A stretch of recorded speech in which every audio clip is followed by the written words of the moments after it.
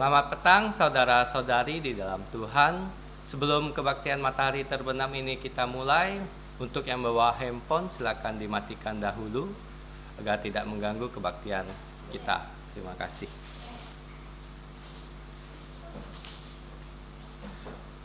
Saudara-saudari, mari kita buka kebaktian ini dengan menyanyikan pujian nomor 1, Tuhan berada di bait sucinya. Tuhan berada di bait sucinya, semua orang di hadapan Tuhan sujudlah, berdiam diri, sembah sujud. Amin. Mari kita bersatu teduh. Saat teduh dimulai. 1 Korintus pasal 16 ayat 9. Sebab di sini banyak kesempatan bagiku untuk mengerjakan pekerjaan yang besar dan penting, sekalipun ada banyak penentang. Amin. Saudara-saudari, mari kita bangkit berdiri dan menyanyikan pujian nomor 26, Mulia untuk Allah. Mulia untuk Allah, kasih. 3, 2, 1. Mulia untuk Allah, kasih-Nya besar, putranya diberikan untuk kaum berdosa. Ia rela disalib untuk manusia, terbukalah pintu selamat untukku. Pujilah, pujilah, dengarlah sabdanya. Pujilah, pujilah, umat bergiranglah, menghadap Allah di antar putranya. Genaplah penebusan mulia untuknya. Darah putranya jadi penebusan, itu janjinya untuk yang percaya. Dan dosaku betapapun besarnya, Ia menghapus dan membasuh semuanya. Pujilah, pujilah, dengarlah sabdanya. Pujilah, pujilah, umat bergiranglah, menghadap Allah di antar putranya. Genaplah penebusan mulia untuknya. Ia mengajarkanku kebenarannya, sungguh senangku di dalam putranya. Amat sukacitalah dia bandingnya, ketika aku melihat wajahnya. Pujilah, pujilah, dengarlah sabdanya. Pujilah, pujilah, umat bergiranglah, menghadap putranya, genaplah penebusan mulia untuknya. Kita tetap bangkit berdiri, mari kita berdoa. Allah Bapa kami di sorga, kami datang ke tahta-Mu yang kudus, sekaligus tahta anugerah pengampunan dosa melalui Putra Tunggal-Mu Tuhan kami, Yesus Kristus. Kami berterima kasih karena Engkau memberi kami kesempatan untuk berkebaktian pada hari ini. Kami mohon belas kasihan-Mu mengampuni dosa-dosa kami, sehingga kami dilayakkan datang ke hadirat-Mu yang kudus. Mohon Roh-Mu menyertai kami, sehingga kami dapat menyembah Engkau sesuai dengan kebenaran firman-Mu. Supaya setiap acara kebaktian ini berkenan kepadamu dan hanya untuk memuliakan Engkau dan Putramu dan Roh-Mu yang kudus. Dengarkanlah doa kami yang kami ucapkan dengan rasa terima kasih di dalam nama Tuhan Yesus yang telah mengajarkan kami doa Bapa kami. Bersama-sama mari kita berdoa. Bapa kami yang di sorga, dikuduskanlah nama-Mu, datanglah kerajaan-Mu, jadilah kehendak-Mu di bumi seperti di sorga. Berikanlah kami pada hari ini makanan harian kami, dan ampunilah kami akan kesalahan kami, seperti kami juga mengampuni orang yang bersalah kepada kami. Dan janganlah membawa kami ke dalam pencobaan, tetapi lepaskanlah kami dari yang jahat, karena Engkaulah yang punya kerajaan dan kuasa dan kemuliaan sampai selama-lamanya. Amin. Gloria Patria. Hormat diberi untuk Bapa, Putra, dan Roh Kudus, dari mula sampai sekarang dan seterusnya, termulia. Amin. Amin. Silakan duduk. Saudara-saudari, mari kita buka Alkitab kita yang diambil dari 1 Korintus pasal 16 ayat 5 sampai 9. Kita akan membacanya secara bersama-sama sekaligus karena ayat ini tidak terlalu panjang. 1 Korintus pasal 16 ayat 5 sampai 9.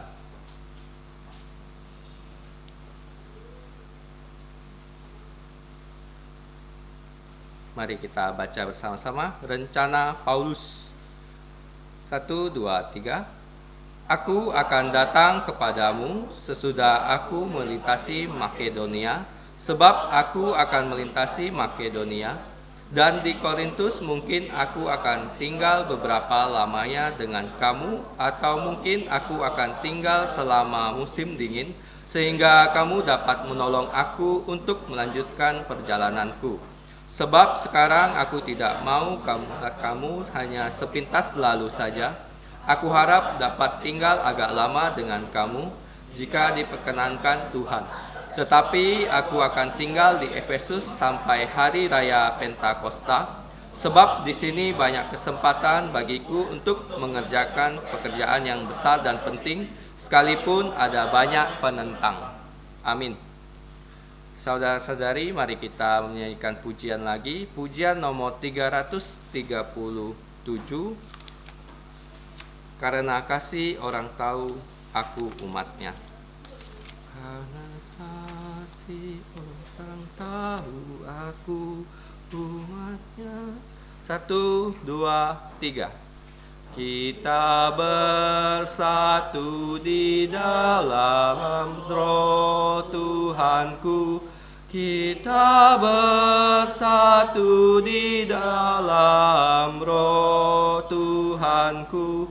Mohon Roh Kudus pimpin kita bersatu. Karena kasih orang tahu aku umatnya, orang tahu akulah umatnya. Kita berjalan bergandeng tangan bersama. Kita berjalan bergandeng tangan bersama, bersatu dalam iman, sebarkan Injilnya, karena kasih orang tahu aku umatnya, orang tahu akulah umatnya. Kita kerja bagi Tuhan, saling menolong. Kita kerja bagi Tuhan, saling menolong, menghormati dan saling memperhatikan, karena kasih orang tahu aku umatnya, orang tahu akulah umatnya. Kita memuji Tuhan karena berkat-Nya. Kita memuji Tuhan karena berkat-Nya. Bersyukur Ia memberikan Roh Kudus padaku, karena kasih orang tahu aku umatnya, orang tahu akulah umatnya.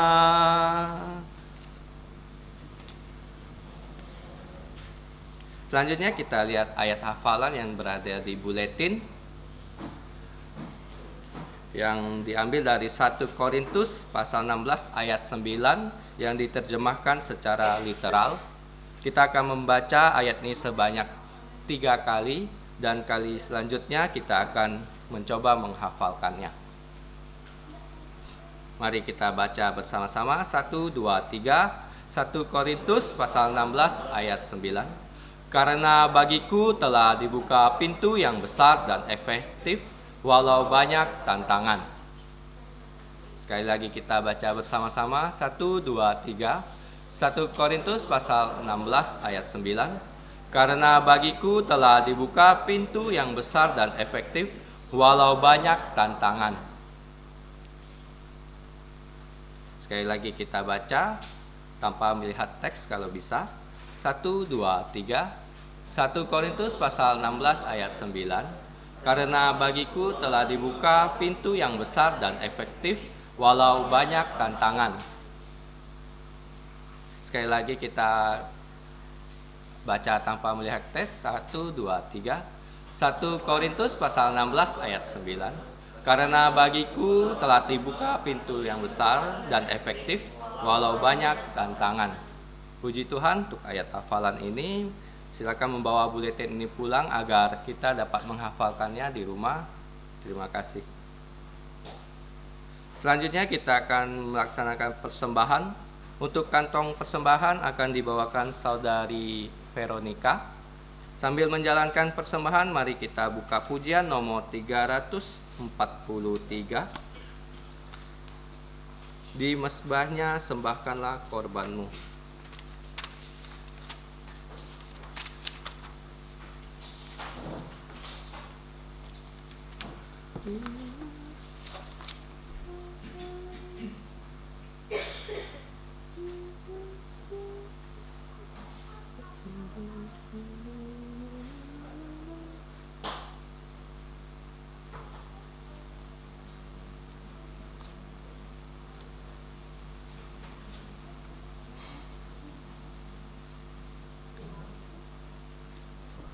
Satu, dua, tiga.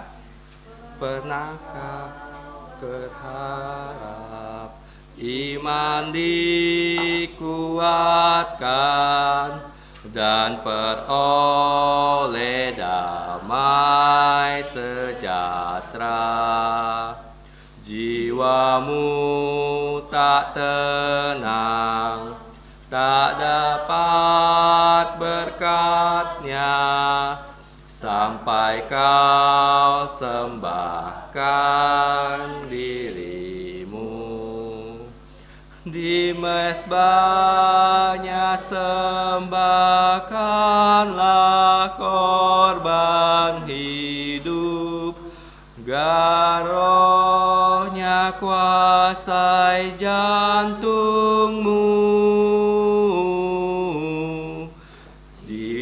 kubur rohmu, serahkanlah padanya, kau kan diberi berkat melimpah. Bila kau berjalan di dalam terangnya, kau kan diberi damai sentosa. Taatlah perintahnya, sandarlah padanya, kau kan terlepas dari dosa. Di mezbahnya sembahkanlah korban hidup, garohnya kuasai jantungmu. Jiwa tubuh rohmu serahkanlah padanya, kau kan diberi berkat melimpah. Bila kau memohon agar Ia mendengar, doalah sesuai kehendaknya, sampai tubuh rohmu dikuasainya. Serahkan dirimu di mezbahnya. Di mezbahnya sembahkanlah korban hidup, garohnya kuasai jantungmu. Jiwa tubuh rohmu serahkanlah padanya, kau kan diberi berkat melimpah. Saudara-saudari, mari bangkit berdiri dan menyanyikan doksologi. Puji Allah sumber berkat, puji Dia semua ciptaannya, puji Dia para malaikat, Bapa, Putra, dan Roh Kudus. Amin. Mari kita berdoa. Bapa kami di sorga, kami menyerahkan persembahan kami, kiranya Engkau berkenan menerimanya. Pakailah persembahan ini untuk kemuliaan nama-Mu dalam pelayanan dan perluasan kerajaan-Mu di muka bumi. Berkatilah saudara-saudari yang telah membawa persembahan ini, khususnya anak-anak-Mu yang uangnya berasal dari orang tua mereka, supaya semua keluarga kami dapat percaya Tuhan Yesus dan diselamatkan. Ajarlah kami melayani Engkau sebagai korban hidup yang memuliakan nama-Mu. Demikianlah kami berdoa dan berterima kasih hanya di dalam nama Tuhan Yesus. Amin. Silakan duduk. Untuk anak-anak silakan menuju tempat sekolah minggu.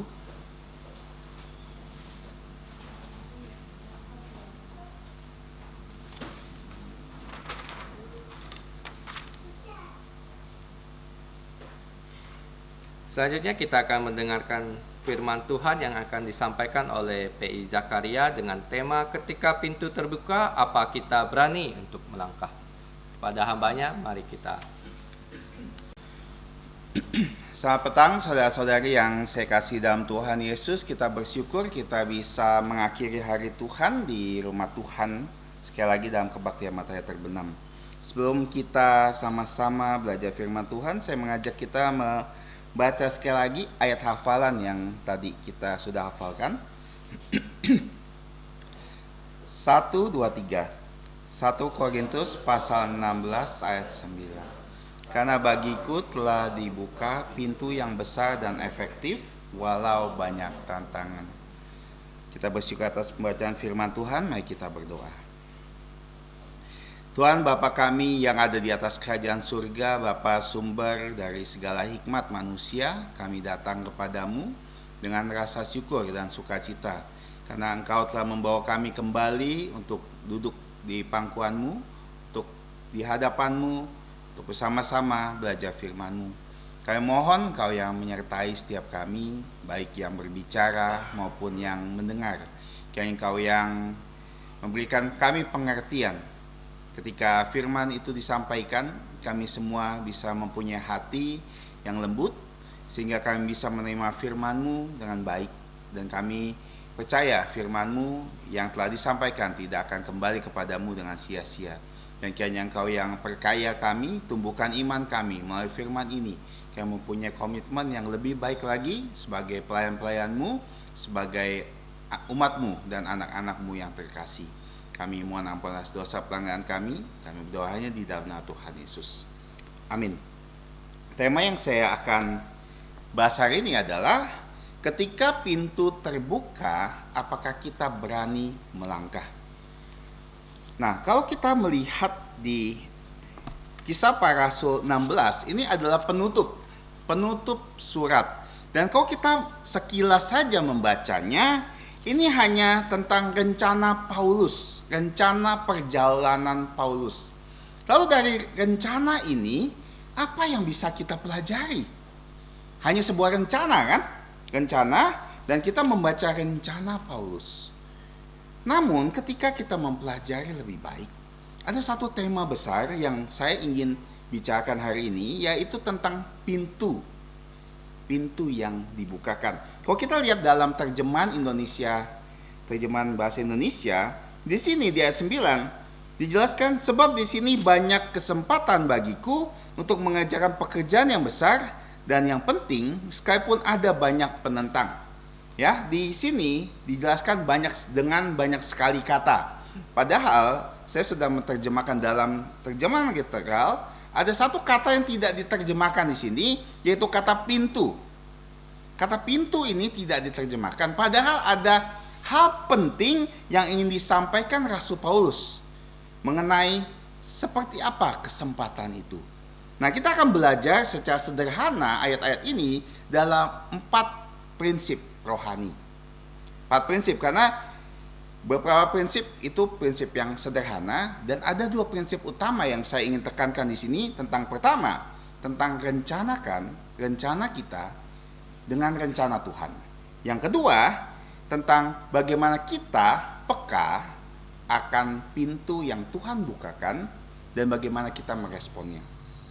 Setiap kita pasti punya rencana, ya kan? Kita semua punya rencana, karena kita adalah manusia yang Tuhan kasih hikmat untuk merencanakan segala sesuatu. Tapi apa jadinya ketika semua rencana yang kita lakukan ternyata bertabrakan dengan rencana Tuhan, dengan kehendak Tuhan?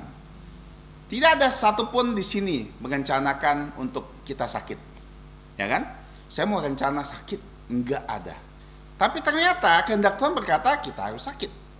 Kita semua mau merencanakan pekerjaan saya baik-baik saja, tidak ada masalah di pekerjaan. Ternyata Tuhan punya rencana yang berbeda. Ternyata banyak kendala di pekerjaan. Kita rencanakan misalnya seperti murid SKC. Wah, tahun depan kita punya murid yang banyak. Ternyata sampai saat ini, ternyata rencana itu tidak berhasil.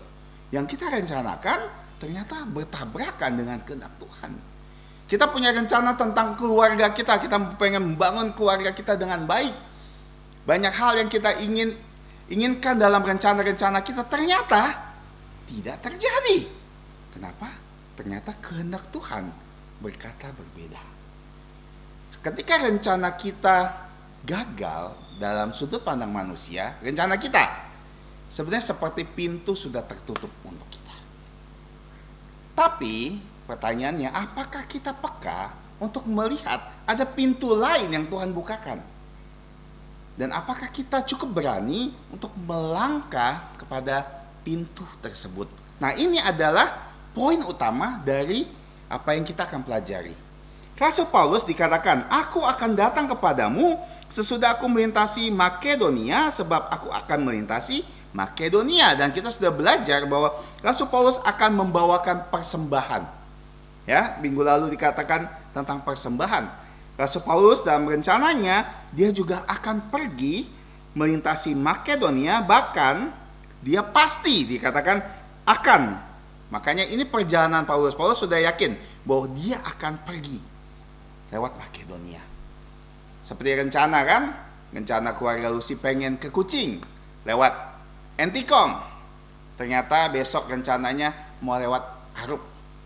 Kenapa? Karena ternyata tidak bisa lewat. Rasul Paulus tahu bahwa Makedonia akan dilewati, maka dia bilang, saya pasti akan lewat sana. Makanya 2 kali disebut, aku akan melintasi, dan aku akan melintasi 2 kali disebut, karena dia yakin bahwa itu ada planningnya.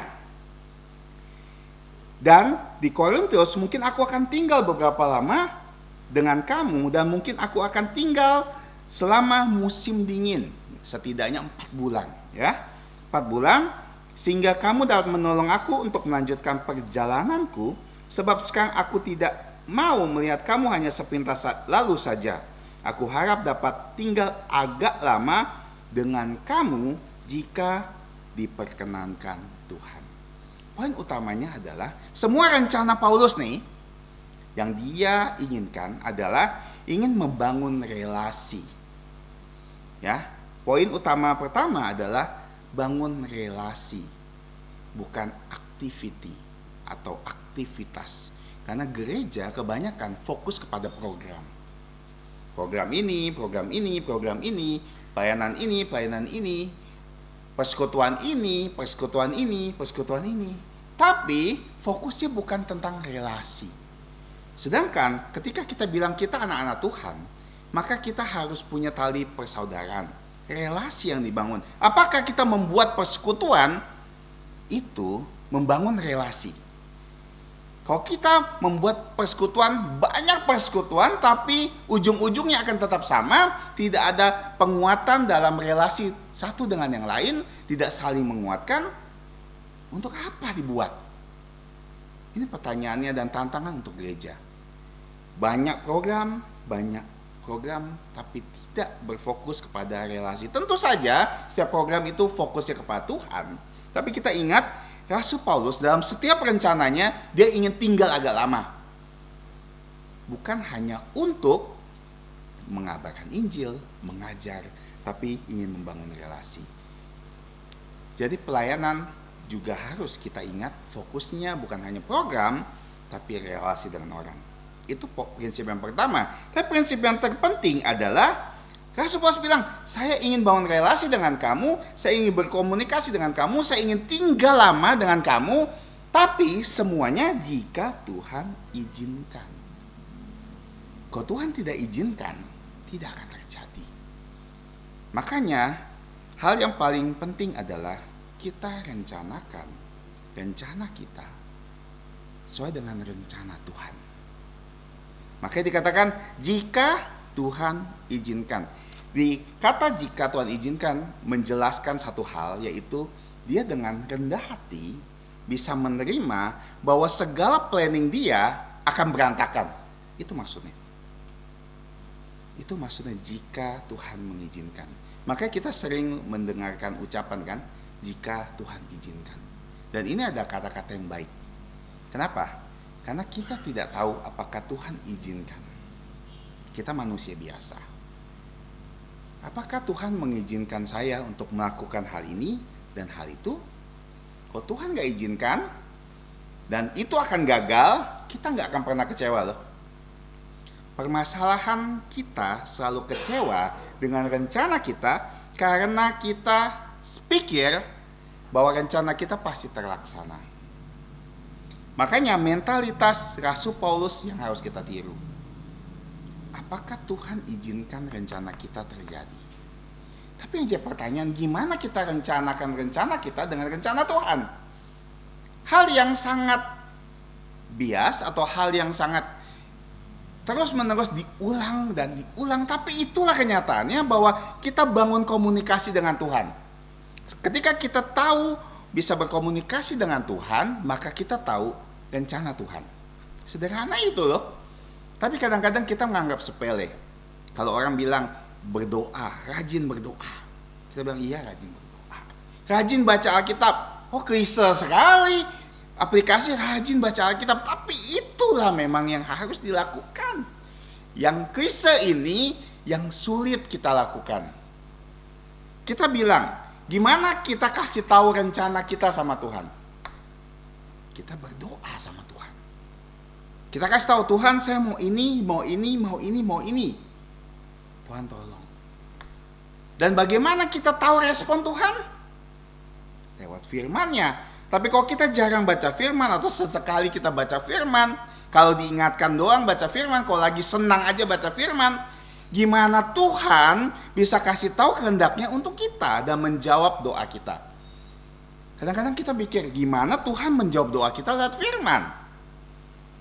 Kalau kita membaca firman Tuhan dengan cara yang sangat ajaib, Tuhan akan tunjukkan kita loh apa yang terbaik. Ketika kita dengar firman dengan baik, kadang-kadang itu adalah jawaban doa. Jawaban doa kita. Yang selama ini kita inginkan. Yang selama ini kita pertanyakan sebenarnya, Tuhan berkehendak gak sih akan ini untuk hidup kita? Apa yang Tuhan mau? Tidak lain tidak bukan firman Tuhan. Dan kenapa? Karena Tuhan sudah mengatur semuanya. Kita sudah percaya kan? Tuhan ngatur semuanya. Kalau kita tahu Tuhan ngatur semuanya, kenapa kita tidak tanya sama Dia? Dan ini kelalaian di pihak kita. Karena hal-hal yang klise ini, justru yang sering diulang ini, yang paling sering kita lalai. Bukankah begitu? Apakah kita benar-benar rajin berdoa? Apakah kita benar-benar rajin baca Alkitab? Tiap minggu diulang, tiap minggu diingatkan, tapi nyatanya kita sering lupa. Nyatanya kita tidak lakukan. Ini permasalahan hidup kita. Kenapa setiap rencana kita gagal? Dan ini tidak boleh terjadi lagi. Ketika kita lalai baca firman. Ketika lalai untuk berdoa. Gimana kita bisa rencanakan rencana kita? Gimana kalau kita gagal, kita cuma bisa marah, kita kecewa. Kenapa? Karena kita sudah memikirkan segala sesuatu dengan baik. Makanya Alkitab sering mengatakan, saya akan bacakan beberapa ayat. Di Amsal 16 ayat 9, hati manusia memikirkan jalannya, tetapi Tuhanlah yang menentukan arah langkahnya. Kita pikirkan jalan kita. Tapi langkah kita sebenarnya Tuhan yang sudah atur. Banyak rancangan di hati manusia, tapi keputusan Tuhan yang terlaksana. Sekali lagi, kita banyak keinginan, kita banyak rencana, tapi Tuhan yang memutuskan apa yang terjadi. Amsal 27 ayat 1, jangan memuji diri karena hari esok, karena engkau tidak tahu apa yang terjadi pada hari itu. Kita jangan yakin bahwa besok kita masih sehat. Jangan terlalu pede bahwa besok kita masih ketemu sama orang-orang yang kita bisa temui saat ini. Jangan terlalu yakin bahwa besok kita masih ada kesempatan bertemu dengan anak kita, bertemu dengan istri kita, dengan suami kita, bertemu dengan teman kita. Jangan terlalu pede bahwa oh besok pasti saya ketemu lagi. Makanya kita bilang jika Tuhan izinkan besok kita bisa ketemu. Saat kita berdoa malam, kita bisa bilang sama istri kita, bisa bilang sama anak kita, jika Tuhan izinkan, kita sudah mulai harus biasakan. Saya tidak biasakan ini, tapi ketika saya mendengar dan merenungkan, kayaknya harus biasakan. Karena kalau Tuhan izinkan, saya akan ketemu lagi dengan kamu besok. Bisa mengasihi kamu lagi, bisa memperhatikan kamu lagi. Tapi kalau Tuhan tidak izinkan gimana? Apakah kita akan marah dengan Tuhan? Kenapa? Ketika sebaliknya, jika Tuhan izinkan saya akan terus dalam pekerjaan ini, kok tidak? Jika Tuhan izinkan saya terus melakukan ini, kalau tidak. Jika Tuhan izinkan pelayanan ini akan berhasil, kalau tidak. Makanya kita jangan terlalu pede dengan hari esok kita. Jangan memuji diri karena hari esok, karena selama ini pelayanan saya lancar, maka besok juga akan lancar. Selama ini pekerjaan saya baik, maka besok pekerjaan saya akan baik. Selama ini saya aman-aman aja dibawa motor, bawa mobil ke tempat yang saya tuju. Jangan kita yakin bahwa besok akan terjadi seperti itu. Jika Tuhan izinkan. Makanya dalam Yakobus 4:13-15, jadi sekarang hai kamu yang berkata hari ini atau esok kami akan berangkat ke kota Anu dan di sana kami akan tinggal setahun dan berdagang dan serta mendapat untung. Sedang kamu tidak tahu apa yang akan terjadi besok. Apakah arti hidupmu seperti uap yang sebentar saja kelihatan lalu lenyap. Sebenarnya kamu harus berkata, jika Tuhan kehendaki, kami akan hidup dan akan berbuat ini dan itu. Ini haruslah menjadi mentalitas kita. Kadang-kadang kita kalah dengan tetangga sebelah kita ya. Insya Allah, jika Tuhan hendaki. Kadang-kadang kita justru minim menggunakan kata jika Tuhan hendaki. Karena kita yakin bahwa kita akan terjadi. Apa yang kita pikirkan akan terjadi seperti itu. Saya janji sama kamu, jika Tuhan kehendaki lah. Kalau tiba-tiba saya sakit, saya batalin janji, saya ingkar janji. Karena Tuhan tidak berkehendak seperti itu. Dan ini adalah mentalitas Rasul Paulus. Kalau kita bisa melihat di dalam setiap penutup suratnya, Tuhan selalu bilang, jika Tuhan hendaki, saya akan datang kepadamu. Di ayat 8 dikatakan, tetapi aku akan tinggal di Efesus sampai pada hari raya Pentakosta. Sebab di sini banyak dikatakan terbuka pintu yang besar dan efektif walau banyak tantangan. Nah, seperti yang saya tadi singgung bahwa di sini ada kata yang tidak diterjemahkan secara literal, yaitu kata pintu. Pintu yang besar diterjemahkan oleh bahasa Indonesia, terjemahan LAI adalah kesempatan, banyak kesempatan. Tidak salah, pengertian dari pintu ini memang kesempatan. Tapi di dalam Alkitab ada dua kata yang digunakan untuk menjelaskan kesempatan. Ya kan? Satu disebut tura atau pintu, yang satu lagi disebut kairos, waktu. Nah, dua-duanya artinya kesempatan, bisa diterjemahkan dengan kesempatan. Tapi kenapa Rasul Paulus menggunakan kata pintu bukan pakai kata kairos? Kenapa? Karena dua ini walaupun artinya sama-sama kesempatan dan saling terhubung satu dengan lain, tapi punya fokus yang berbeda. Sederhana gini ya, karena banyak sekali penjelasannya, tapi saya membuat sederhana dengan sebuah pertanyaan. Pintu adalah kesempatan untuk menjawab pertanyaan, apa yang harus kita lakukan? Responnya. Sedangkan kalau pakai yang kairos menjelaskan kapan kita harus melakukannya. Jadi ketika Rasul Paulus menggunakan kata pintu, ini menjelaskan bahwa kesempatan itu terbuka dan kamu perlu melakukan sesuatu. Artinya kamu harus melangkah.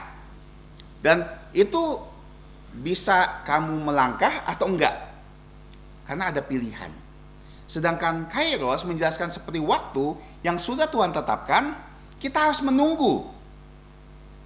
Menunggu itu datang. Ya, kapan ya datangnya kesempatan itu?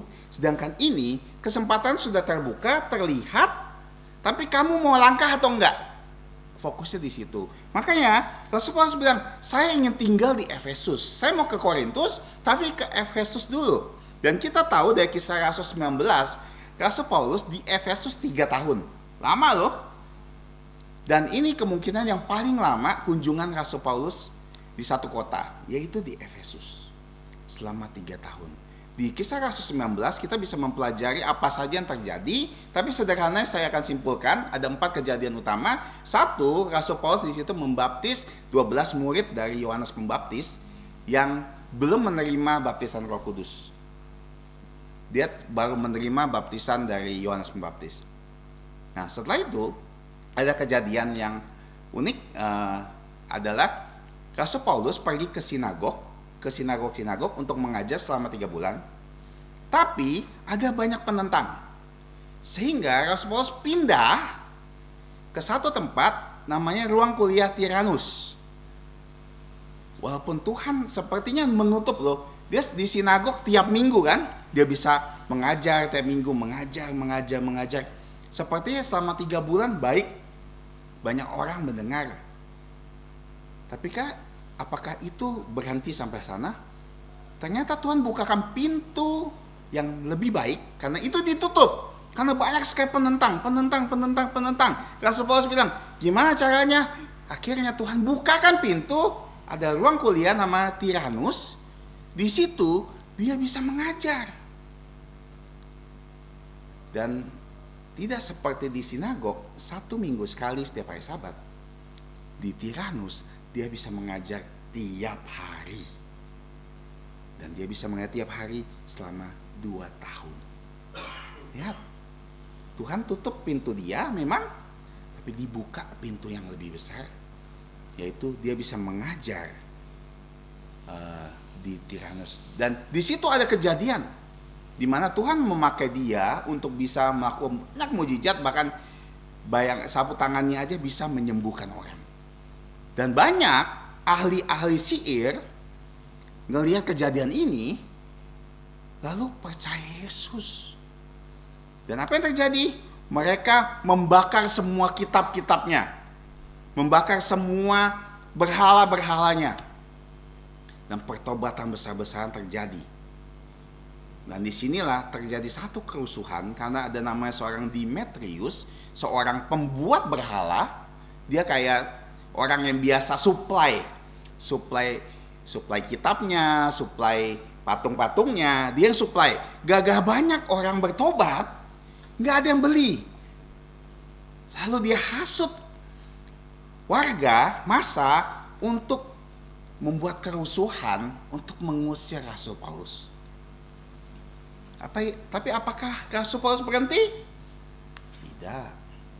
Justru disitulah terjadi satu hal yang lebih baik. Disitulah ketahuan bahwa Rasul Paulus adalah Tuhan telah memimpin dia, sehingga Injil bukan hanya di sana, tapi di seluruh Asia kecil. Lihat ya, fokus dari pintu maksud Rasul Paulus ada gini. Begitu kamu buka, pasti ada tantangan. Dibukakan buat kamu, pasti ada tantangan. Tapi pertanyaan, kamu mau langkah atau enggak? Kesempatan ini kamu mau ambil atau enggak?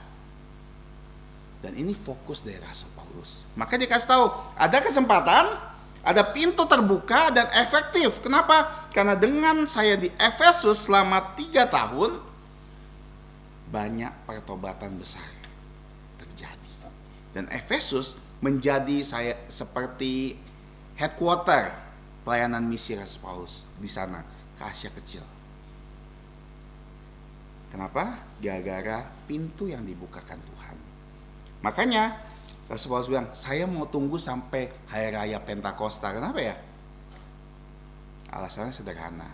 Karena di hari raya Pentakosta, Rasul Paulus melihat, ini bukan hari raya aja, banyak orang datang. Hari raya Pentakosta akan lebih banyak lagi orang Yahudi yang akan merayakan Pentakosta. Disitulah saya akan gunakan kesempatan itu menginjili mereka.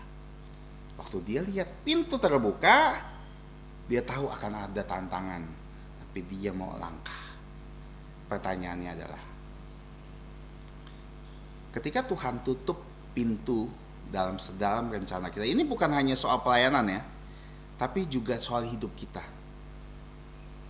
Karena seperti yang saya bilang, kita banyak rencana.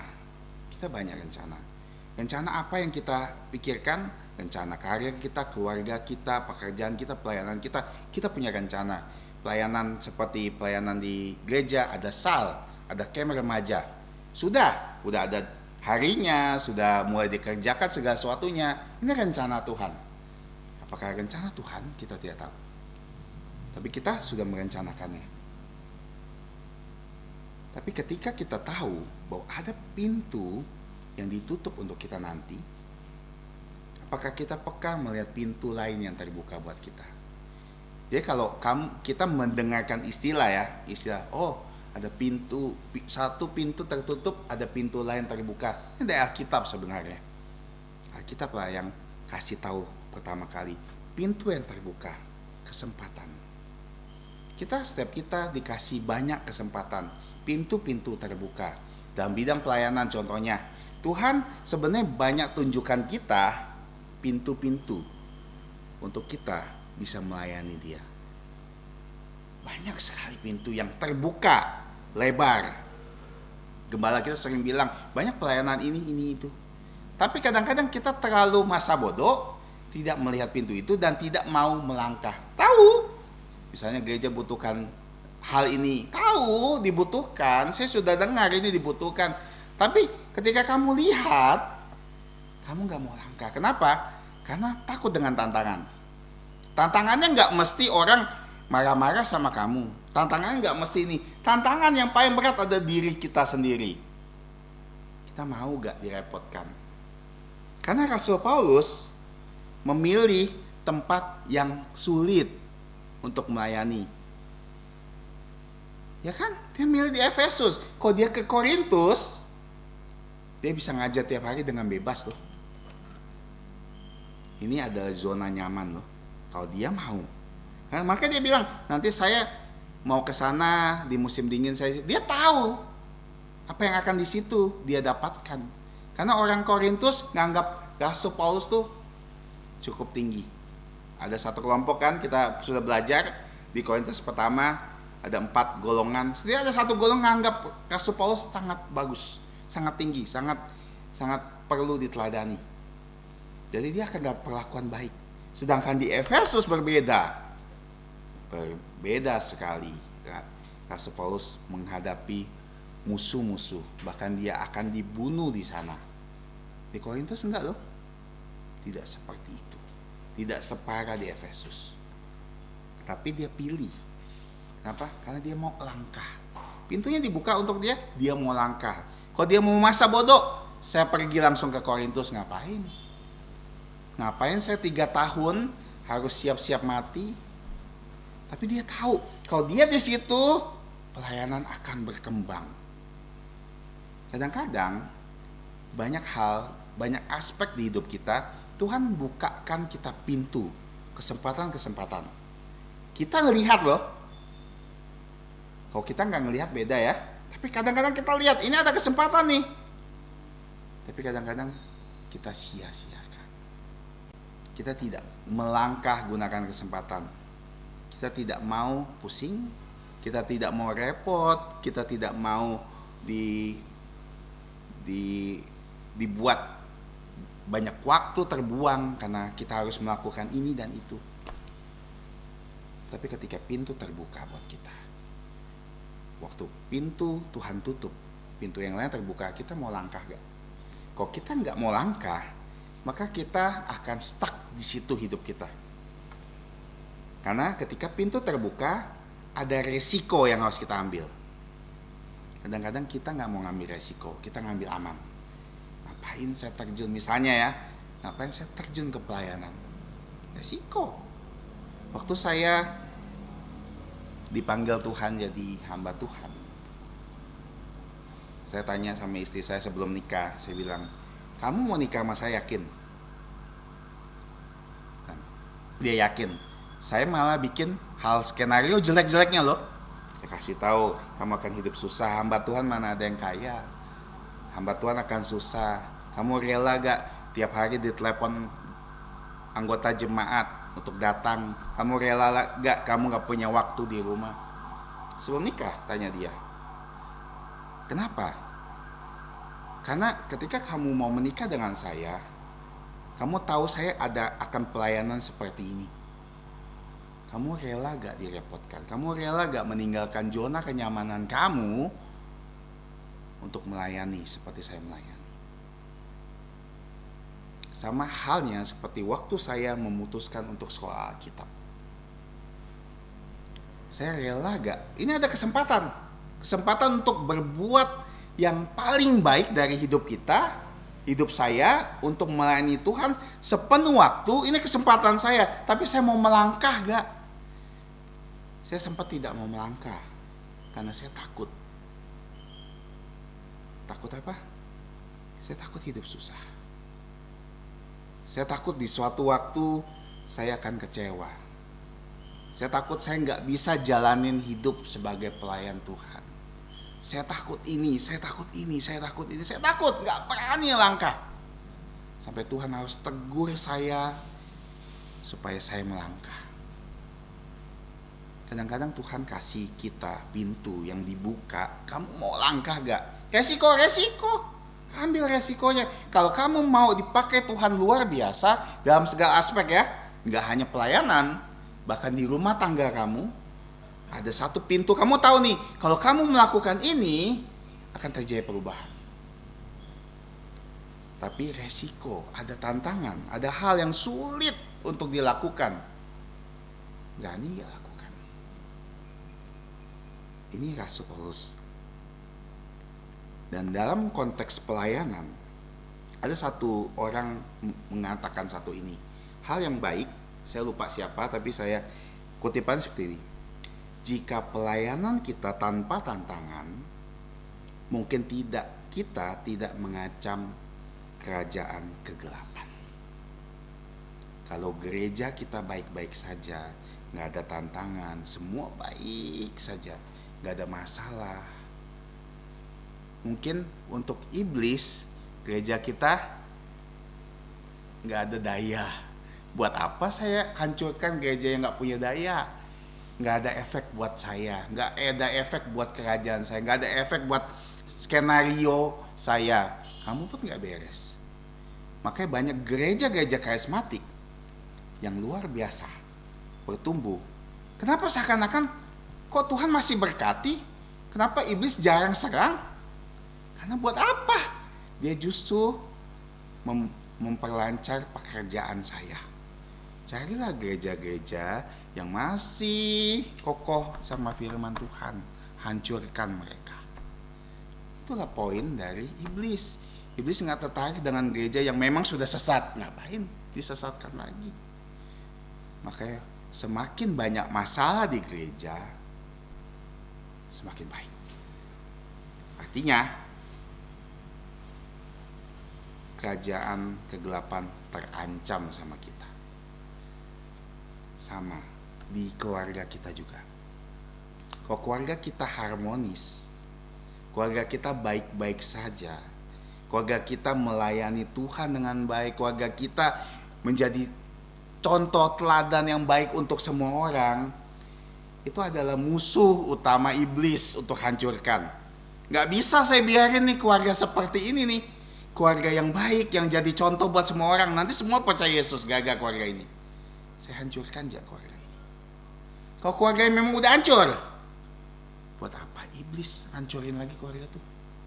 Biarin aja. Dengan sendirinya akan menghancurkan nama baik Yesus. Makanya kadang-kadang Tuhan bukakan pintu untuk kita jadi beda dan melangkah. Beda dengan keluarga lain, beda dengan pribadi lain. Kesempatan selalu ada. Dan Tuhan buka lebar-lebar. Mau gak jadi berbeda dengan dunia? Tantangannya beda. Tapi ketika kita berani langkah, kita akan diberkati Tuhan. Tapi jangan lupa, pintu ini bukan hanya terbuka, tapi efektif. Sama halnya, kita masuk ke pintu ini, kita menantang kerajaan kegelapan. Ketika kita masuk pintu ini, kita mengundang pertolongan Tuhan lebih lagi. Karena ketika kita menantang kegelapan, kita menantang iblis, musuh kita di udara, Tuhan yang akan turun tangan membantu kita paling depan untuk mengalahkan. Makanya tema saya adalah ketika pintu itu dibuka, kita peka dulu ya, pintu yang mana yang dibuka buat kita. Dalam aspek apa? Pekerjaan kah? Keluarga kah? pelayanan kah? Ada pasti pintu-pintu yang sedang terbuka lebar, apakah gak kita lihat? Kedua, berani gak kita masuk dan melangkah? Walau banyak tantangan, walau akan menghabiskan segala zona nyaman kita, zona nyaman kita akan hilang. Contohnya dalam pelayanan, semakin banyak melayani Tuhan semakin baik, bukan? Waktu kita akan terbuang, habis. Semakin kita banyak baca Alkitab, waktu kita untuk me time hilang, kan? Me time kita hilang. Saya mau me time nih, hilang baca Alkitab. Berani gak kita? Mau gak kita? Karena pintu selalu terbuka, tapi kita mau gak melangkah? Mari kita berdoa. Tuhan Bapa kami yang di surga, kami bersyukur atas firman-Mu hari ini. Kami mohon Kau yang tolong kami menjalankan firman-Mu dengan baik, sehingga kami bisa menjadi pelaku firman-Mu yang baik. Dan tolong juga segala sesuatu yang kami lakukan yang tidak berkenan selama ini, Kau yang memberkati kami dan menolong kami menjadi lebih baik.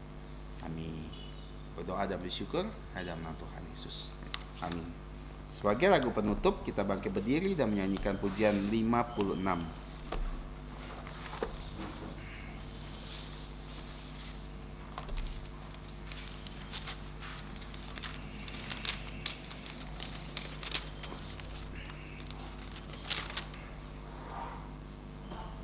Hai semua ciptaannya, 1, 2, 3. Hai semua ciptaannya, bernyanyi dan memuji Dia. Haleluya, haleluya. Sinar mentari memancar, terang lembut bulan di langit. Haleluya, haleluya, haleluya, haleluya, haleluya. Air jernih mengalirlah, bagai musik kidung indah. Haleluya, haleluya. Kaulah sumber terang bakar yang memberikan kehangatan. Haleluya, haleluya, haleluya, haleluya, haleluya. Hai semua ciptaannya, bersujud dan menyembahlah. Haleluya, haleluya. Puji Bapa, Putra dan Roh, puji Dia Allah yang Esa. Haleluya, haleluya, haleluya, haleluya, haleluya. Mari kita berdoa. Tuhan Allah Bapa kami yang bertata di atas kerajaan surga, sekali lagi kami bersyukur untuk pertolongan-Mu sepanjang kebaktian kami. Kami bersyukur bahwa setiap item yang kami telah berikan kepada Engkau, mulai dari puji-pujian kami, persembahan kami, pembacaan firman, perenungan firman, dan segala pelayanan kami telah berikan kepadamu. Dan Engkau yang menerima sembah dan puji kami, dan Engkau berkenan atas kami. Dan saat ini kami ingin menyerahkan, saat kami kembali dari tempat ini, Engkau yang menyertai kami dalam perjalanan kami, dan sertai kami sepanjang minggu ini, sehingga kami bisa menjadi teladan yang baik, mencerminkan Kristus di dalam hidup kami, baik dari perkataan kami maupun perbuatan kami. Jangan lupa kami berdoa untuk Ibu Ango, untuk Michael, Lucy, dan setiap rombongan yang akan berangkat ke Kucing dini hari nanti. Kami mohon berkat-Mu, pertolongan-Mu, dan berikan sukacita sehingga dalam perjalanan mereka bisa selamat sampai di tempat tujuan. Dan kiranya Engkau juga memberikan hikmat kepada rombongan ini sehingga bisa menemukan rumah sakit yang terbaik, dan kiranya Engkau juga buka jalan sehingga ada dokter yang terbaik dengan penanganan terbaik, obat terbaik, sehingga dia bisa disembuhkan dari penyakitnya. Kiranya Engkau terus tolong mereka sehingga mereka bersandar kepada Engkau di dalam setiap kesempatan, khususnya dalam situasi dan kondisi saat ini. Kami menyerahkan semua ini ke dalam tangan-Mu, kiranya Engkau mengampuni dosa dan pelanggaran kami. Dan di dalam nama Tuhan kami Yesus Kristus kami berdoa. Amin. Amin. Amin.